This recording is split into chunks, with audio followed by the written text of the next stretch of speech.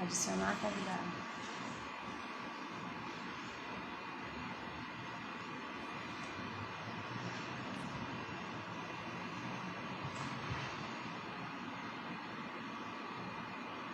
Tá exposto.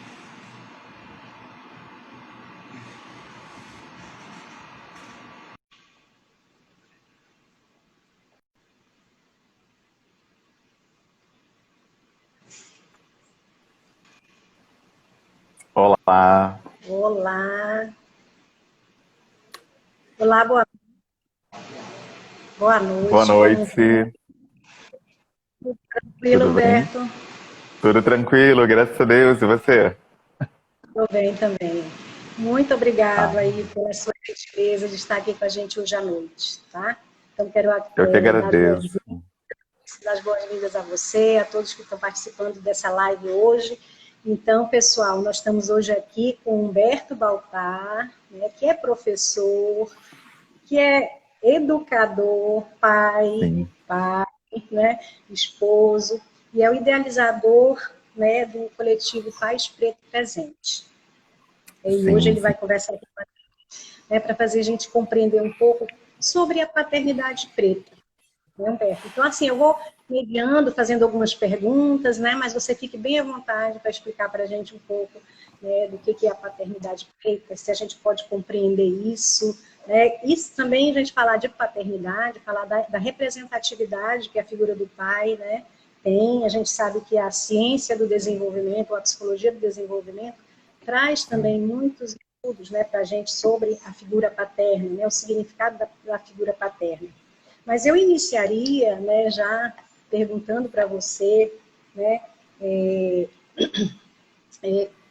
que seria, né, essa paternidade preta e quais são os desafios, né, dessa paternidade preta?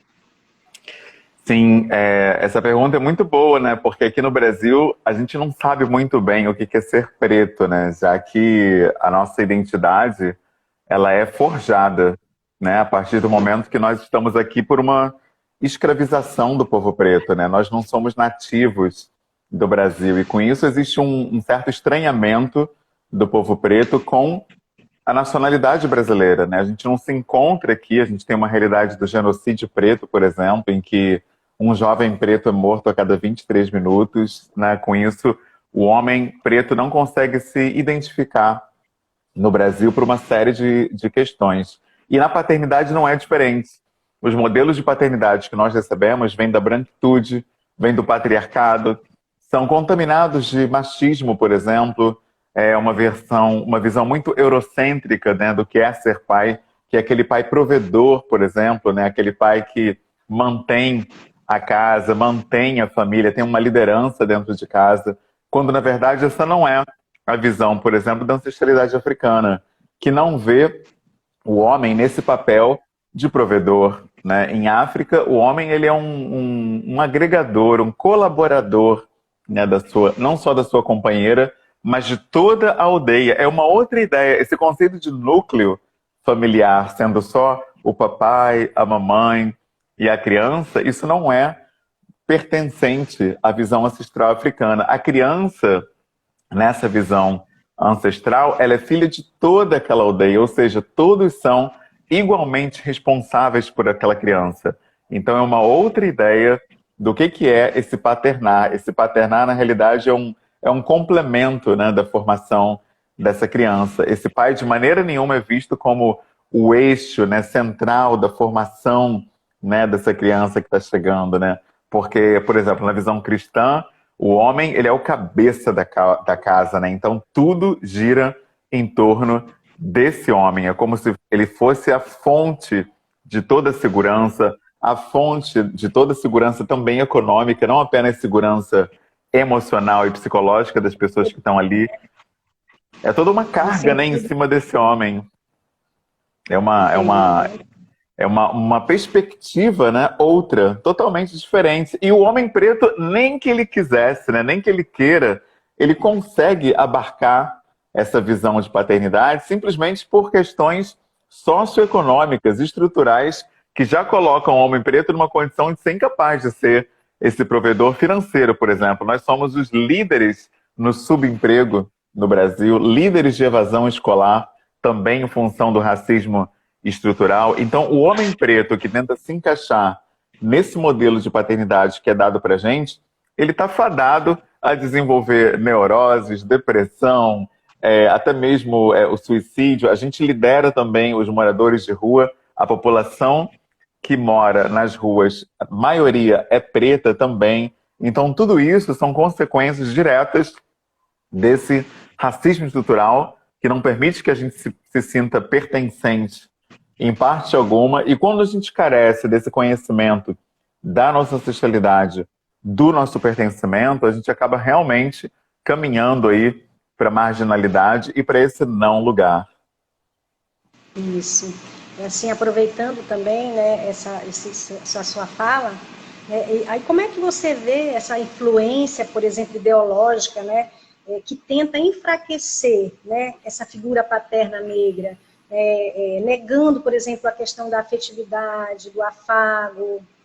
Como é que você vê isso? Bom, eu entendo que é preciso entender, né, a nossa posição no Brasil. A gente, se o homem preto, né, nesse caso não só o homem, mas se as pessoas pretas não procurarem entender como é a formação racial do Brasil, realmente a gente fica achando que é um problema com a gente, que é algo individual, e a gente começa a somatizar uma série de questões por desconhecer a formação do próprio país. Então você percebe, por exemplo, que nas novelas, nos filmes, nos seriados, em toda parte, o pai preto ele é abusivo, ele é criminoso, ele é violento, ele é agressivo, às vezes ele é ausente, mas você dificilmente vê um pai preto amoroso, afetuoso e presente nas programações de TV, por exemplo. E a gente sabe que, infelizmente, a televisão ela tem uma influência muito grande na população do Brasil. As pessoas veem muita TV, né? Se você compara o tempo vendo TV ao tempo lendo livros, a TV ganha de goleada. Mesmo agora que você tem as redes sociais muito fortes, né? Você tem o YouTube com uma presença muito forte, ainda assim a TV ela é preponderante, especialmente no caso da população negra, que apenas 50% da população negra no país tem acesso às redes sociais e à internet no próprio ambiente domiciliar, né? Então, é muito pouca gente que tem esse contato, esse convívio com outras fontes de informação. Então, a gente acaba absorvendo isso. E qual é a consequência, né, de só ver pais pretos nesse papel de subalternidade e criminalidade? A própria criança preta, já pequena, ela não se vê capaz de ser um pai presente, porque ela não tem referência nem na família dela, por diversas questões, incluindo o genocídio preto. Muitas crianças perdem o pai assassinado, preso para criminalidade muito cedo. E na mídia também não há inspiração para você ser esse pai, já que você não encontra uma referência positiva para você se espelhar nela, para você refletir através dela e sonhar e se ver naquela posição. Então, essa subrepresentatividade também na escola, que é um braço também desse racismo estrutural, como brilhantemente coloca Silvio de Almeida, a criança preta fica sem referência nenhuma. O homem preto também fica sem referência dessa paternidade, e a consequência disso é que a gente fica tentando se espelhar no modelo que a branquitude dá de paternidade, como se ele abarcasse a nossa natureza, a nossa ancestralidade, e não abarca, né? Esse discurso de somos todos humanos, ele acaba apagando especificidades, inclusive ancestrais dos povos, né? Não dá para você apagar traços originários das pessoas, é preciso respeitar isso. E quando a própria pessoa não conhece esses traços, não conhece a sua origem, não conhece a sua ancestralidade, aí é pior ainda, porque ela fica duplamente perdida. Ela fica perdida porque sabe que tem um racismo que ao tempo todo tira ela de todo lugar, no caso do homem não dá esse lugar da paternidade, e por um outro lado você não sabe que lugar é esse, né? Você não sabe, meu Deus, se eu não me encaixo, onde eu fico então, né? Então a pessoa preta que não procura ou que não tem acesso a informações da sua ancestralidade, ela fica zanzando, né, de um lado para o outro, tentando se encontrar, tentando copiar o modelo desse homem branco, cis, hétero e católico, né, ou cristão, que é o modelo que a gente tem hegemônico na sociedade brasileira,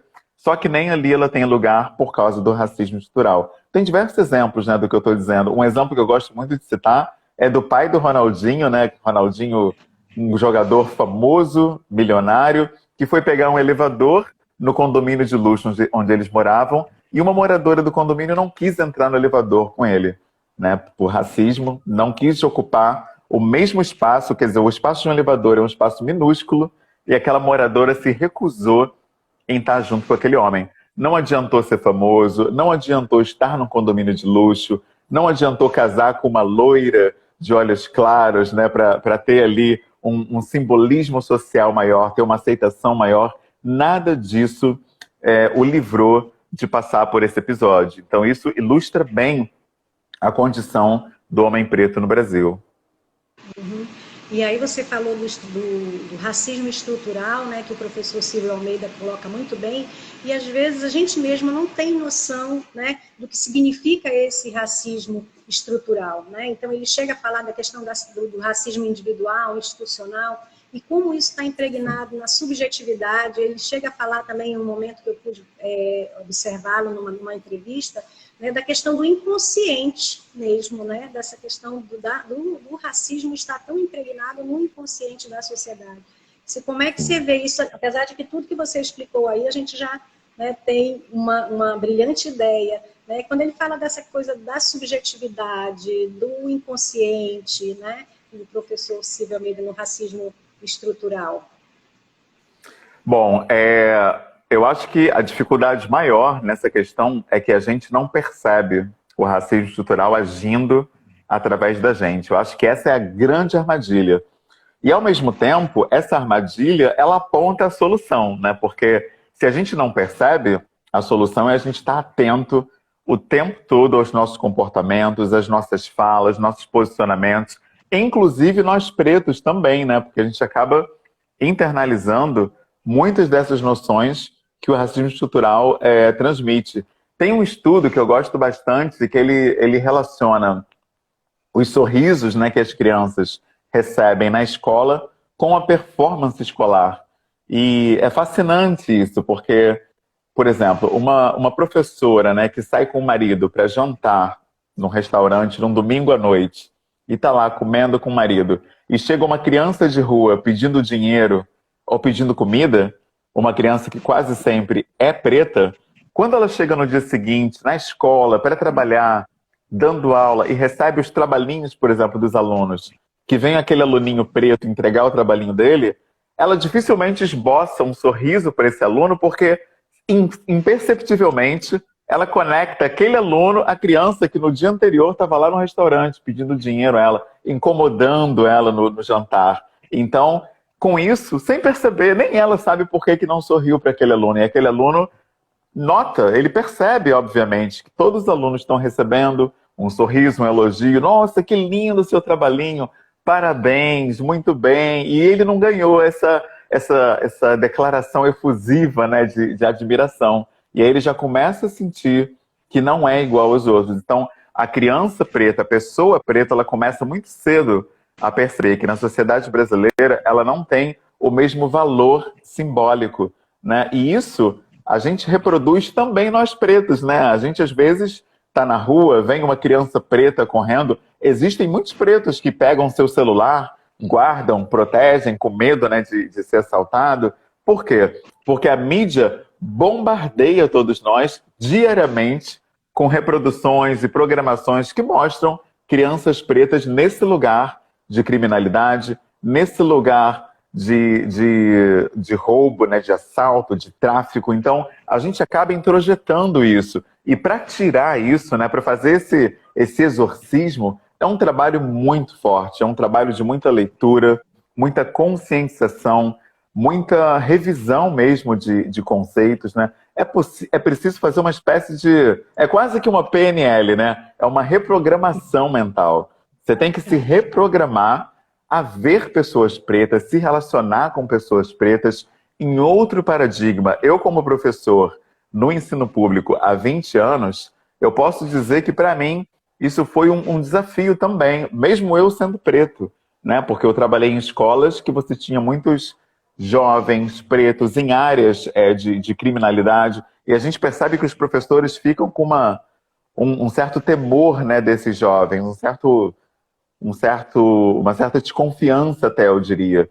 E aí esse aluno percebe isso, ele percebe que ele tem um tratamento diferenciado, e isso interfere diretamente na performance escolar dele. Por quê? Porque ele já fica também numa defensiva, né, em sala de aula, e já começa aí, né, essa percepção do negro de não ser igual. Isso vai ter impacto nos seus relacionamentos, isso vai ter impacto na sua performance, não só escolar, mas na procura de emprego, mais ainda nas performances das relações interpessoais, porque ele se vê como valendo menos, então ele já fica pensando, caramba, como é que eu posso compensar esse valer menos, esse déficit na atenção recebida?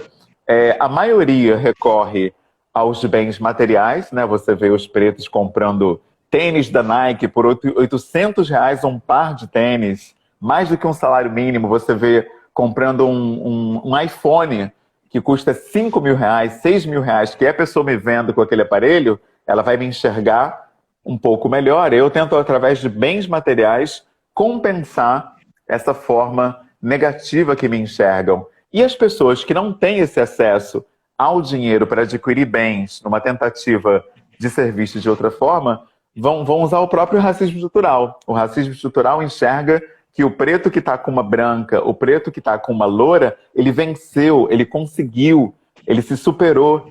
Então esse preto, a primeira coisa que ele faz é isso: procurar uma noiva, uma namorada, loira, de olhos claros. Não que ele não possa se apaixonar por alguém nesse perfil, mas a gente percebe que muitas vezes não é um sentimento que está dirigindo isso, mas a vontade de ser reconhecido como igual, a vontade de ter uma percepção de pertencimento na sociedade. E isso é problemático, isso que a gente tem que prestar atenção, né? E a gente tem ainda aquelas pessoas que não têm acesso nem a isso, a esse convívio social, muitas vezes por mazelas também sociais, que são as pessoas mais pobres. Elas vão recorrer muitas vezes à violência, né? Já que ninguém me percebe pelo que eu tenho, porque eu não tenho nada, nem pelas minhas relações com a branquitude, já que eu não tenho também penetração nesses meios, então eu vou agredir, eu vou bater, eu vou gritar, eu vou criar algum tipo de distúrbio, né, no ambiente, para que as pessoas possam perceber a minha presença. Então é muito comum a gente ver nas escolas essas crianças criando tumulto por nada, né? Mas não é por nada, é porque ele quer atenção. Já tá assim, agoniado, né? De não ter olhares, de não ter atenção em nenhuma parte. Então procure-se essa atenção por outras formas. Então, acho pertinente demais, assim, aproveitando essa questão da criança na escola e de como ela se comporta, né, e como é que ela enxerga, né, essa compensação. Como é que você acha que os pais negros poderiam trabalhar essa consciência étnica nos seus filhos, né, tentando preservá-los, digamos assim, né, de possíveis, né, situações em que eles realmente se sintam, às vezes até sem realmente saber, e às vezes entrar em uma situação desconhecendo a sua própria raiz, digamos assim, mas no sentido da inocência mesmo, né? Porque acho que a criança ela vai ainda desenvolver essa coisa do racismo, né? Como é que Com os certeza. pais poderiam entrar na consciência étnica? Como é que você orienta, como é que você aconselha? Sei que, né, eu acho que o coletivo Pais Preto Presente faz muito bem isso, né? É verdade.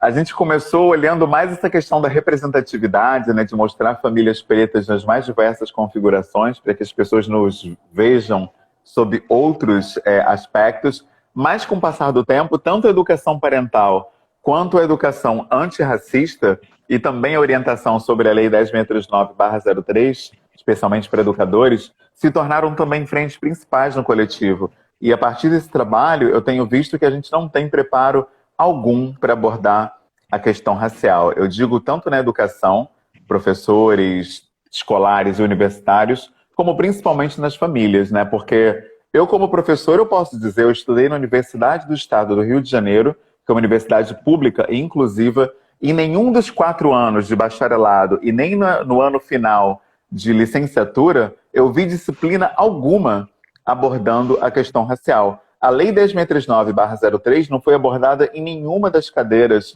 que eu fiz ao longo da graduação. Essa lei nunca foi abordada em nenhum curso de formação que eu tenha feito na minha matrícula estadual como professor ou na municipal como professor também. Tudo que eu sei sobre essa lei é que eu busquei por conta própria. Não existe na formação docente no Brasil, em termos institucionais, algo que se volte para a questão racial. Então a gente não pode esperar que os pais saibam lidar com essa questão. Se nem os educadores, que têm por formação e por definição a obrigação de transmitir esse tipo de conteúdo, sabem lidar com isso, imagina as famílias que muitas vezes sequer têm estudo. Então o que eu percebo é que além delas não terem a formação, elas têm a contra-informação, o que é pior. Nos púlpitos das igrejas nós vemos milhares de pastores dizendo que a África é um continente delegado, né, amaldiçoado por Cã, né, que vai ter uma sujeição a doenças, a peste, a pobreza, a demônios, né, um lugar que está consagrado a demônios. Como é que uma pessoa preta que cresce num ambiente cristão, que é o caso da maioria no Brasil, já que é a religião oficial do país, como é que essa pessoa vai ter a sua autoestima rígida, firme, com referências, né? Se ela ouve semanalmente de um púlpito que o lugar de onde ela veio é um lugar de demônios, que Exu é o diabo, que Ansan é uma enganação do capeta, Pombagira e por aí vai. É muito complicado esse cenário. E nas escolas não é diferente, porque o nosso público nas escolas é de crianças cristãs, em muitos casos, né? Crianças que são filhas de pessoas que frequentam a igreja. Então, mesmo quando você tem um professor ou uma educadora, né, que tenta trazer esses conteúdos das africanidades, esses profissionais encontram muita resistência, porque a família acha que a gente está ensinando macumba em sala de aula. E isso é um problema seríssimo. É preciso uma coragem do gestor, da coordenação pedagógica e dos professores como um todo para abordar as famílias nas reuniões escolares e explicarem esse conteúdo, explicarem a necessidade de trazer isso para a sala de aula, para que aí sim as famílias consigam reconhecer o valor de falar para os filhos sobre as etnias de África, sobre a origem da matemática, a origem africana da matemática, a origem africana da arquitetura, da medicina, da engenharia, tantas referências maravilhosas que a gente tem no continente africano, e a gente percebe uma espécie de acovardamento, né? As pessoas ficam meio com medo de tocar nessas pautas, porque sabem que vai haver uma resistência dos setores mais conservadores da sociedade. Hoje em dia, se você fala em questões identitárias, na hora as pessoas imaginam que você é do PSOL, que você é do PT, que você é comunista, que você é socialista, e uma série de bobagens que não fazem o menor sentido. Então, diante disso, os educadores ficam tímidos para abordar essas questões. E nas famílias, falta informação mesmo. A família só fica dizendo, filha, você é linda, você é maravilhosa, você é bonita. Mas tudo isso fica apenas no estético. Mas e para além da beleza? O que mais eu sou? De onde eu venho? Quem eu sou? Os pais não sabem, é um silêncio absoluto. Inclusive, mesmo pessoas com formação, que você para na rua aleatoriamente e pergunta o nome de 3 países africanos, elas não vão saber dizer. 3 países de África. Se você perguntar a alguém com faculdade, nível superior, 3 capitais do continente africano, a pessoa não vai saber falar. Há um desinteresse absoluto por tudo que vem de África e das africanidades. Isso acaba refletindo também nessa percepção familiar de alto valor das famílias pretas. Por isso eu trago, né, como solução ou como ajuda, desenhos e animações com personagens protagonistas pretos. Por exemplo, Nana e Nilo é um desenho fantástico do meu amigo, do meu irmão Renato Nogueira, que é um filósofo incrível, que teve essa ideia, né, de criar personagens com desenhos que contam histórias da cultura afro-brasileira. Há também diversas historinhas maravilhosas com protagonismo de personagens pretas, que para as crianças é importantíssimo, porque elas já vai se ver nessas histórias. Uma outra questão também do racismo estrutural que tem um impacto muito forte é o apagamento das personalidades pretas que contribuíram para a formação do Brasil. Por exemplo, não se fala em Carolina de Jesus na escola, que foi uma poetisa preta maravilhosa. Em 12 anos de vida escolar, eu nunca ouvi falar em Carolina de Jesus na escola. Aqui no Rio de Janeiro, a gente tem um túnel maravilhoso pela dimensão dele e pela importância, que é o túnel... Nossa, agora me falhou... túnel Rebouças, né? Que ele foi construído por dois irmãos engenheiros pretos que tiveram a engenhosidade, né, de elaborar e de construir esse túnel. Eu fico imaginando, se falassem sobre esses engenheiros na escola, que injeção de ânimo seria dada nas crianças pretas, naquele menininho preto que acha que não vai ser ninguém. Caramba, foram dois pretos que fizeram aquele túnel. Então eu também posso ser um engenheiro. Eu fico imaginando o ânimo que daria. Por isso que eu faço questão na escola de levar a minha caneca, que tem a foto minha, da minha esposa, do nosso filho. E aí as crianças já vêm logo perguntar, quem é ela? Eu falo, minha esposa, a Tainá. Aí perguntam, ela é professora também? Eu falo, não, ela é engenheira química. A engenheira química? Que isso? Eu falo, ela que processa, faz o gás que chega na sua casa, o gás de cozinha para fazer a sua comida. É isso que uma engenheira faz. Aí fica todo mundo, uau, esse menininho, quem é? Ah, esse é o Apolo, meu filhinho e tal. E já vou falando e vou mostrando, primeiro, que é possível uma família preta ser feliz, ter posições nessa sociedade, um professor, uma engenheira, um filhinho feliz, porque muitas crianças não conhecem essa configuração de família preta feliz. Não tem essa referência, porque a própria mídia não dá. Os livros pedagógicos, meu Deus, livros escolares, não trazem famílias pretas. É assustador isso. Eu não sei como o MEC não revê essa questão. Você não encontra famílias pretas, não encontra pessoas pretas em cargos de valor social, como um médico, um engenheiro, um juiz. A pessoa preta é sempre aquela que está servindo alguma coisa, que está na limpeza. Então, o próprio material escolar reforça o racismo estrutural. É por essas e outras coisas que Silvio de Almeida fala, que a escola ela é um braço do racismo estrutural. E eu, como professor, há mais de 20 anos, eu sou obrigado a concordar, porque a gente não vê centralidade alguma nas subjetividades pretas no ambiente escolar. Isso precisa mudar para que as famílias consigam lidar com essa questão, porque elas não têm referência nenhuma, incluindo os professores, o que é uma pena, né? Isso. Falando na coisa da família, né, nessa função, né, social da família, logo que a gente bateu aquele papo, né, no início da semana, que a gente conversou, você falou um pouco para mim também sobre a questão da ancestralidade, né? E aí, você falando agora na questão da família, me lembrou, né, perguntar de você, como é que você poderia falar para a gente um pouco, né, da questão da herança, dessa herança ancestral, né, do amor, do cuidado, do respeito, né? Como é que você pode falar com a gente sobre isso? Perfeito. Uma diferença, eu acho que basal, uma diferença frontal entre a sociedade brasileira, né, que herdou da branquitude, do eurocentrismo, vários valores familiares, uma diferença básica é a ideia da família nuclear, que a gente vê aqui no Brasil. Ou seja, cada família, cada papai, mamãe, as crianças é responsável pelas suas questões. E acabou, né? Cada família é responsável por si e ponto final. Em África, a percepção não é essa, a percepção é de comunidade.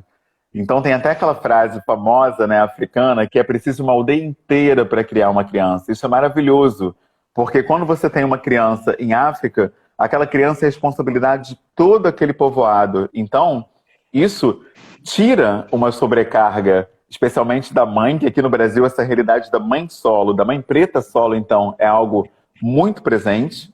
Então, em África, cai um pouco esse peso, já que ela pode contar com todas as pessoas daquela comunidade como apoio na educação desse filho.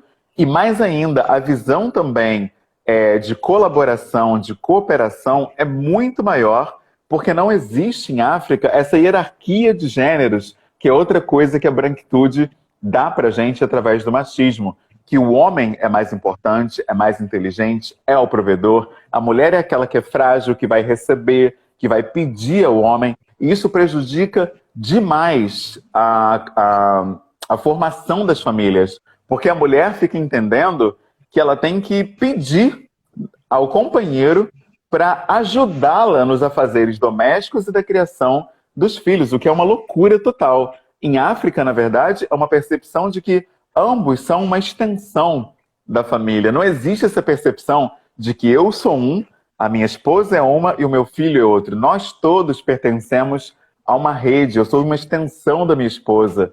Ela é uma extensão de mim.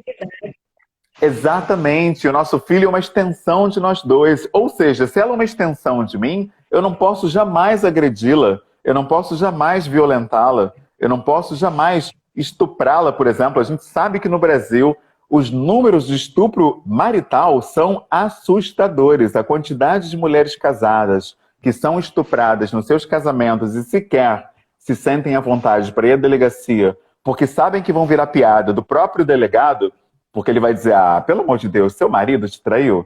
Para com isso, e tal, e riem. A gente tem muitos relatos no coletivo de mulheres que tentaram fazer essa denúncia e viraram chacota no próprio ambiente da delegacia. Isso é muito triste. Então, em África, esse tipo de coisa não acontece porque esse homem se vê como uma extensão dessa mulher.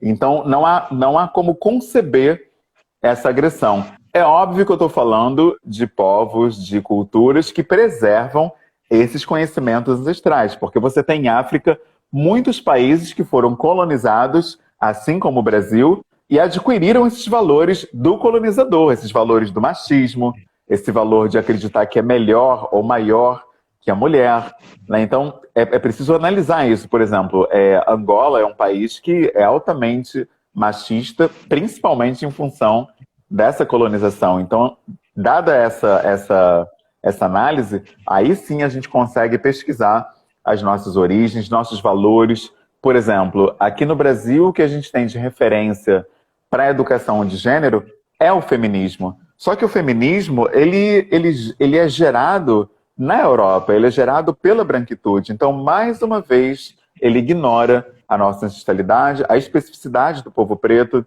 E aí você tem em África o mulherismo africano, por exemplo, que são valores, um conjunto de valores que visa a emancipação do povo preto em forma colaborativa.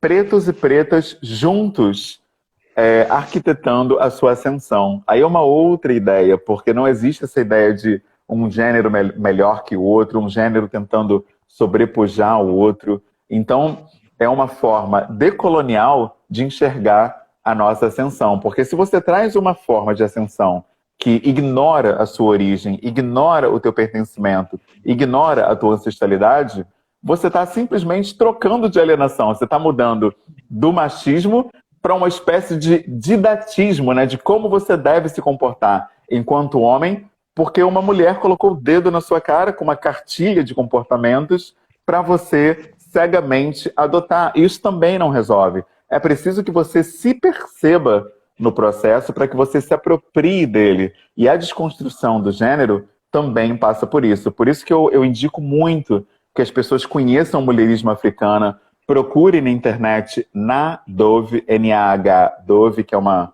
autora do mulherismo africano. É importantíssimo, porque... Nah-Dove, deixa eu botar aqui no nosso chat, que aí quem está vendo também pode acompanhar. Então, Nah-Dove, outra... Clenora Hudson também é muito importante, né? Então, duas teóricas importantíssimas, pretas, né, e africanas também, que trazem esse conhecimento.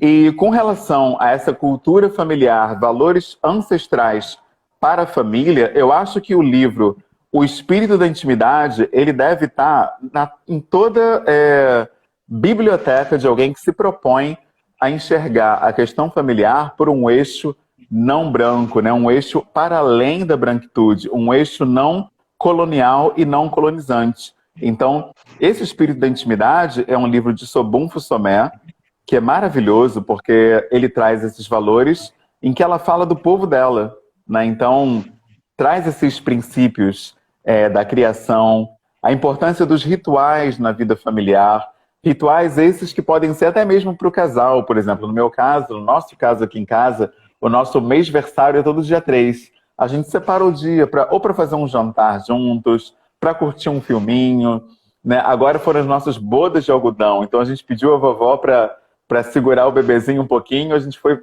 no nosso jantar, ter o nosso momento. São rituais importantíssimos que não podem se perder. E o segundo livro, que eu acho que todo mundo precisa conhecer, e nós estamos estudando esse livro no nosso grupo de estudos no Telegram, o grupo de estudos do coletivo Pais Pretos Presentes, que é o Kitabo, de Ney Lopes. Esse livro é muito importante. Por quê? Porque ele traz os princípios ancestrais africanos correlacionados com a espiritualidade. Então, são outros paradigmas que muitas vezes a gente desconhece aqui. Alguns deles, Freud até foi bebê lá na África e trouxe também, né? Que eu acho importante lembrar isso. Por exemplo, esse livro, ele traz o conceito da cronologia, da temporalidade que Freud pegou lá. E aí Freud coloca que o tempo, ao contrário do que a gente pensa, não é linear. Ele não é matemático, ele não caminha só para frente. O tempo é psicológico. Essa contribuição de Freud revolucionou a psicologia, porque a gente ficava sem entender o porquê de um comportamento, o porquê de uma neurose, se aparentemente não tem problema nenhum na nossa vida. Aquelas dondocas, né, do século XIX com vida perfeita, entrando em surto, gritando. Como é que se explica isso, né? E se percebeu que havia muitas vezes questões na infância que prenderam ali. Ela ficou com aquilo introjetado e não conseguia sair daquele lugar. Por quê? Porque o tempo é psicológico. Ela teve um problema lá atrás, que ela traz até agora, e aquilo continua ali afetando o convívio dela, a expressão dela. Então, esse é um princípio ancestral africano. O princípio de que o tempo, ele não caminha só para frente, ele volta. Inclusive tem um adínkara, um símbolo africano, que eu gosto muito, que é o sankofa, que é um pássaro olhando para trás para chegar mais longe, para ir além. Então é bem isso. Às vezes você precisa voltar para caminhar melhor. A terapia nada mais é que isso, né? Por exemplo, é muito bonito ver esse movimento que a terapia faz dentro da gente. Exatamente. É um movimento bem interior, né? Que a gente vai do autoconhecimento até o conhecimento do próximo, e a gente vai tentando realmente se conhecer, né? Porque esse processo de autoconhecimento é uma longa história, né? Para você, para todos nós, né? Então, e aí voltando também, ainda bem dentro dessa perspectiva que você acaba de falar, né? Assim, falando aí do envolvimento paterno, né?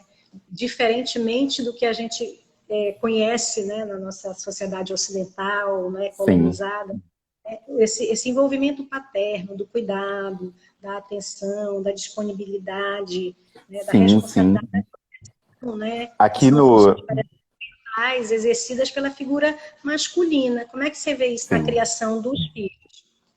Exatamente, né? Então, voltando à nossa ancestralidade, né? Um traço da ancestralidade africana é que é uma sociedade, a maioria das sociedades são matriarcais, ou seja, é a mulher ali no centro. Inclusive, em muitos povos, é a mulher que vai procurar o sustento daquela família, que vai caçar, por exemplo. E aí, quem vai cuidar se a mulher está indo caçar? Esse cuidado fica para o pai. Isso é muito bonito. É o pai que vai usar aquele sling, né? Que esse nome desconstruído que a branquitude deu para esse adorno, né, de pano onde fica o bebê. Inclusive, a criação com apego, né, que parece que é uma invenção da branquitude, ela tem diversos princípios que sinalizam que é totalmente também fundada, inspirada nos povos originários, porque o uso desse adereço é uma das recomendações, né, da criação com apego.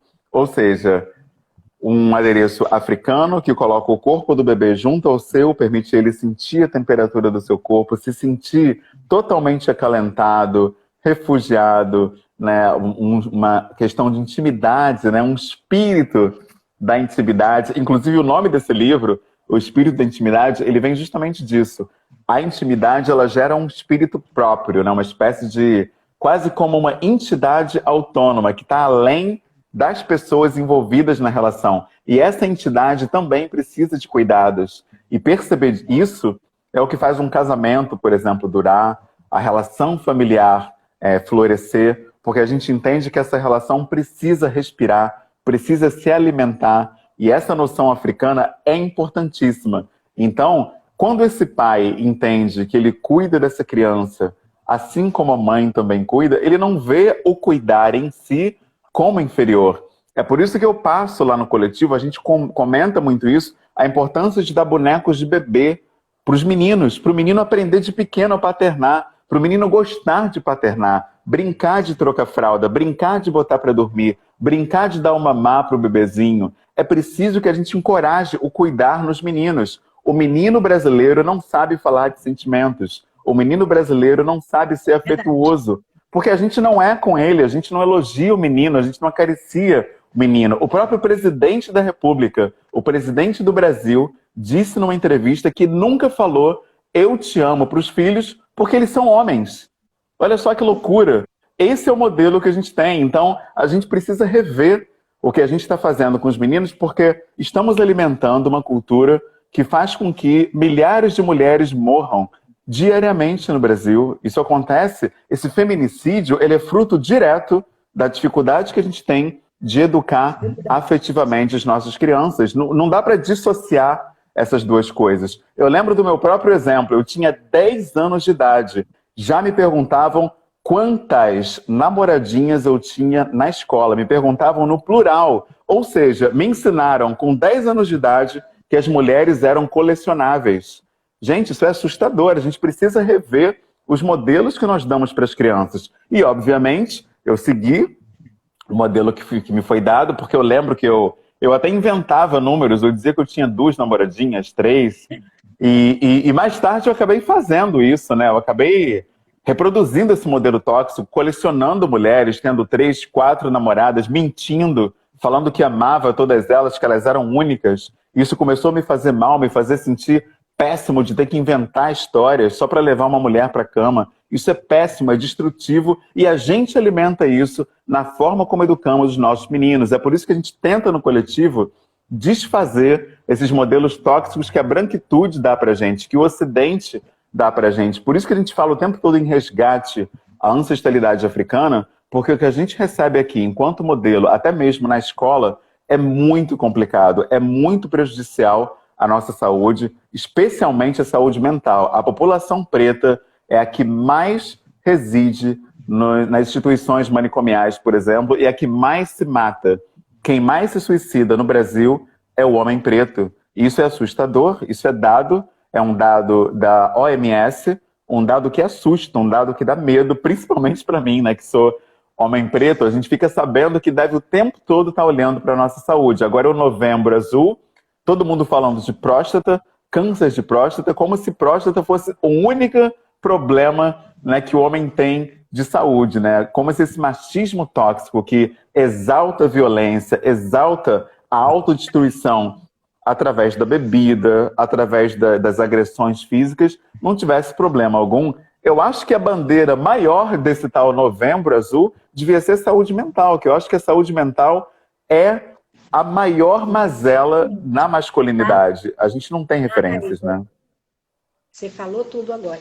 E o importante também de toda essa tua fala, Humberto, que eu me lembro, assim, né, no momento vem logo à tona, é que é exatamente a educação emocional, né? O desenvolvimento socioemocional das crianças. Então, quer dizer, o país em que a gente vive, né, ainda realmente num atraso total com relação a prestar atenção às emoções, né, à saúde mental, né, nós ainda temos muito prejuízo a correr, né? Sim, e é verdade. Né, de pessoas que realmente não sabemos lidar com as nossas emoções. E aí realmente não sabemos. E existem exercícios práticos que a gente pode fazer, né? Que a gente também só falar do problema e nem sinalizar uma solução, as pessoas ficam, tá bom, mas o que eu faço? E agora, né? Um exercício, né, nessa área, a gente indica muito lá no coletivo, é praticar com os filhos de ver um desenho, assistir um desenho qualquer, e quando o desenho termina, ou mesmo durante, pausar o desenho, perguntar à criança, e agora, hein? Ela perdeu o doce, como é que você acha que ela está se sentindo? Ou então, ele bateu nela, como é que ela ficou? Será que ela gostou disso? E aí a criança começa a se perguntar como os outros estão sentindo. Isso gera uma espécie de empatia, essa noção de se colocar no lugar do outro, e a gente começa a humanizar esse menino, né? Porque o menino é educado para não sentir, para só fazer, né? E porque a cultura é essa, né? Que o homem resolve coisas, né? E aí, já de pequeno, a gente começa a passar isso para os meninos. O menino tem que resolver. Os próprios pais e mães dão essa educação para os meninos. Tem famílias que não deixam o menino lavar a louça, o menino varrer a casa, por exemplo. A menina é que fica com todas essas incumbências, né, relativas ao cuidado do lar. E aí você tem homens extremamente despreparados. Eu conheço homens que nunca trocaram uma fralda. Seus filhos têm 4, 5 anos de idade e eles não sabem como se troca uma fralda. Isso é absurdo, isso é inacreditável. A minha esposa trabalha de 7 da manhã às 7 da noite. Ela sai às 5h30 e chega às 8h30 em casa. Se eu não fosse fazer as atividades de cuidado do meu filho, eu não sei o que ia acontecer aqui em casa, né? Então, a gente tem que fazer isso. A gente precisa se colocar nesse lugar e parar com essa ideia, né, que a gente está ajudando em casa, está ajudando na criação do filho. O filho é seu, então você não está ajudando nada, você está sendo pai, né? É verdade, faz parte. A gente precisa mexer nessa ferida aí. Exato. Então, assim, vendo a paternidade, você acha que a paternidade agora, que eu vejo assim você com tanto entusiasmo, né, com o teu filho, com a tua família, você acha que a paternidade ressignifica, né, ou cria um propósito na vida de um homem? Certamente. A minha paternidade, ela me lembrou muito isso que eu falei do símbolo do Sankofa, né, da volta ao passado para você caminhar para o futuro, porque eu tinha muito medo de não conseguir ser afetuoso com meu filho, porque o meu pai foi um pai provedor. Ele me dava de tudo, me dava bicicleta, me dava videogame, me dava roupas, me dava um ótimo estudo, ótima educação, mas nunca me perguntava sobre meus sentimentos, não dizia que me amava, não falava das minhas inseguranças, a gente não sentava para conversar. E aí, com isso, eu tinha medo de ser igual com meu filho, de não saber dar um beijo nele, de não saber falar que ele era lindo, de não saber ser carinhoso. E, para minha surpresa, eu não tive esse tipo de bloqueio, né? Foi muito natural e é muito natural para mim dar um abraço, um afago, um carinho no Apolo. Então, eu percebo que a gente consegue fazer um resgate da nossa própria história através da paternidade e, às vezes, até mesmo redesenhar, né, o que a gente viu no passado e mudar também o nosso passado. Isso me lembra também essa ideia da África, né, do tempo não linear. Eu mudei muita coisa do meu passado através da minha própria paternidade, porque eu pude entender até mesmo dilemas e dificuldades que meu pai viveu, que naquela época, enquanto bebê, enquanto menino, eu não podia entender. Mas hoje, olhando para trás, olhando o modelo de paternidade que ele teve, que foi de provedor também, ele não tinha como ser esse pai afetuoso porque ele não recebeu esse modelo. E esse era o meu medo, de não conseguir ser justamente porque eu não recebi esse modelo. Mas aí é que entra o papel importantíssimo de nós homens também pertencermos a coletivos, redes de apoio e grupos de acolhimento. Porque foi através desses grupos que eu aprendi a ser também afetuoso, amoroso, íntimo com meu filho, pelos relatos dos outros pais nesses ambientes. Por isso é muito importante que o homem se envolva em grupos de escuta ativa, para que ele desenvolva essa sintonia, né, com o que ele quer ser, para que ele possa forjar um outro si mesmo, um outro eu, a partir do compartilhamento com outros pais e com outras pessoas que passam pelas mesmas dificuldades que ele. Então, acho muito importante essa troca. Hoje, o Apolo tem muita coisa que eu não tive na idade dele, né? Porque eu tenho esse cuidado de já passar para ele, de suprir para ele o que eu não tive, que me fez muita falta. Por exemplo, um pai amoroso, né? Afetuoso. Isso me fez falta, né? Aquele abraço, aquele cheiro, aquele afago. Então, eu procuro fazer isso muito com ele. O toque, exatamente. A gente aprende que na primeira infância, especialmente, principalmente quando a gente chega da maternidade, né? Aquele bebê com 2 meses, 3 meses, que nem enxerga ainda, tá tudo muito turvo. Ele se relaciona com a figura do pai principalmente pelo toque, pelo cheiro e pelo tom de voz. E essas 3 coisas têm uma coisa em comum. para todas elas, você precisa estar perto. Tem que ter contato. Se você estiver longe, o bebê não ouve tua voz. Se você estiver longe, o bebê não te toca. E se você estiver longe, o bebê não sente teu cheiro. Então você precisa se envolver. A mulher está maternando ali, tá amamentando o bebê, fica ali do lado, até porque é difícil se amamentar no início. Dói muito o mamilo. É importante, o companheiro tá ali, vai amor, você vai conseguir. A minha esposa quase desistiu de amamentar porque doía muito o mamilo dela. Ela passava casca de banana, várias receitas que ensinaram, né? Mas mesmo assim doía bastante. E ela tentou usar aquela bomba, né, de sucção para colocar o leite na mamadeira, para ver se facilitava. Mas a bomba doía mais ainda do que o Apolo mamando. Era um horror, né? Então, eu percebo que essa noção de África, de que a família é uma unidade, não existe pai, mãe, bebê, mas só uma família, um contínuo, isso foi importantíssimo para mim, porque eu comecei a me ver como pai logo na hora que eu recebi a notícia da concepção. Então, eu falava com o Apolo na barriga, eu cantava para ele no ventre, já havia um relacionamento entre nós, mesmo antes dele nascer. Isso foi muito importante, porque quando ele nasceu foi apenas uma extensão, né, dessa relação. Foi muito bonito isso. Muito lindo mesmo. Então, eu queria muito, acho que a gente precisa marcar outras lives dessa, porque a gente precisa conversar mais. Aprendi um monte de coisa, coloquei um monte de anotação aqui, né, porque você hoje trouxe assim, muita coisa maravilhosa que compartilhou aqui com a gente. E aí eu gostaria muitíssimo de agradecer, né, agradecer aí a sua gentileza. Obrigado. Né, de estar aqui com a gente, aí cerca de mais de 4.000 quilômetros de distância, o que não faz a tecnologia, né? Estou me sentindo... É verdade. Nossa, que maravilhoso. Né? Mais de 4.000 quilômetros de distância, mas você nos aproximou de uma forma impressionante, muito brilhante hoje o nosso bate-papo, né? Gostaria muitíssimo, sou muito grata, né, por tudo que você compartilhou com a gente aqui hoje à noite. Tá? Infelizmente, eu te agradeço. Vamos marcar outro. Eu não vou dizer um adeus, vou dizer um até breve, porque já estou com vontade de conversar mais. Até breve. Tá eu certo? também, vai ser um privilégio. Um abraço.